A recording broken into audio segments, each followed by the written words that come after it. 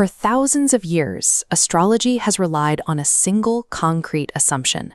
The sun sign you claim today is supposed to be a direct reflection of the physical sky on the exact morning you were born. But the sky we see tonight does not match the sky from 2 millennia ago. The cosmos has drifted. Slowly, quietly, 1 degree at a time, the stars have shifted so far that the sun astrology swears was in Aries on your birthday is actually parked in front of Pisces. When believers discover this, the reaction is almost always visceral. You spend years identifying as a bold, fiery Aries, and suddenly cold astronomy steps in and tells you that, according to the actual stars, you are a dreamy, tender Pisces. It feels like a fact is reaching into your life and trying to take your name back, which leaves us with a massive contradiction. If the astrological label assigned to you stopped pointing at the real stars 20 centuries ago, why does reading a daily horoscope still feel incredibly accurate? Why does a description based on a broken clock still feel like it was written entirely for you?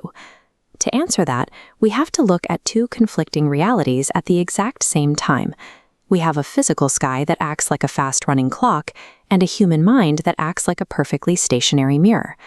The Earth does something that almost no one can actually feel. It wobbles.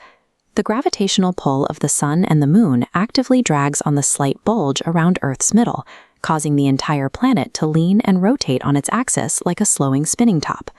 Astronomers call this axial precession, and it happens on a scale that dwarfs human history. It takes roughly 26,000 years for the Earth's axis to complete a single conical loop. Because of this lean, the North Star every kid learns to find today is entirely temporary. In about 13,000 years, the axis drifts away from Polaris and points instead at Vega, a bright blue star in a completely different part of the dark. This planetary wobble drags our entire view of space along with it. The exact spot where the sun sits at the spring equinox, the anchor point the entire zodiac hangs from, slides backward against the background stars by about 1 degree every 72 years. Stack up the centuries, and that tiny drift becomes impossible to ignore. Since the zodiac was locked into place roughly 2,000 years ago, the slow geometric slide has dragged the entire wheel almost a full slot out of alignment. The sky you were handed at birth is an illusion of stillness, but the ancient civilizations that first mapped the sky knew the stars were messy. When the Babylonians traced the sun's yearly path, they didn't find 12 polite, evenly spaced constellations. They found 13, including a massive, sprawling figure called Ophiuchus. The Babylonians were building a calendar, and a calendar requires clean math. 12 signs divide perfectly into 12 moons of the year, 13 does not. So they simply deleted Ophiuchus and forced the remaining sky into 12 perfectly equal, symmetrical boxes. Mystics actually tracked this physical drift for centuries, breaking the 2,000-year celestial slide into cultural eras.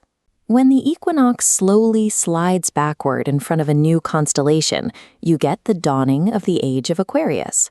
Modern Western astrology eventually stopped looking at the distant stars altogether. It relies on the Tropical Zodiac, which tracks the Earth's tilt.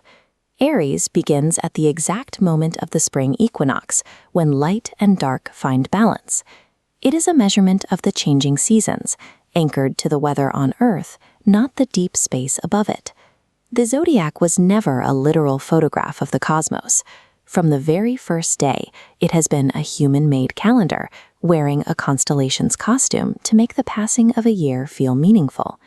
If the astrological wheel is just a calendar tracking the seasons, we run straight into a psychological wall. Why do those personality descriptions still feel so incredibly accurate when you read them? In 1948, a psychologist named Bertram Foer gave 39 of his students a personality test.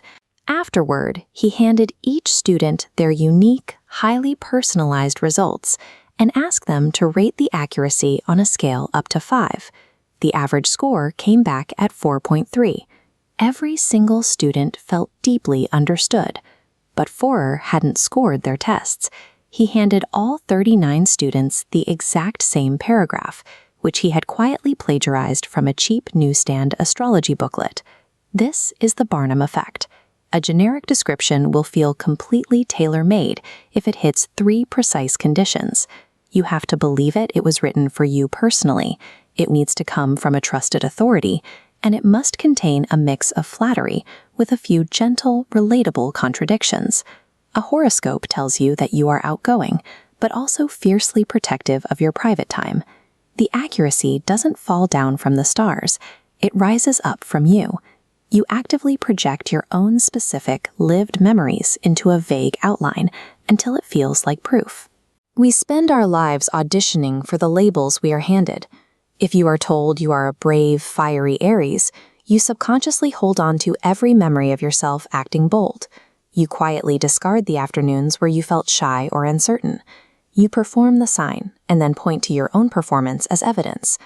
The enormous 26,000-year wobble of the planet changes none of this. Cold astronomy is completely powerless against the Barnum Effect because the stars were never doing the heavy lifting in the first place. An astrological sign is a container.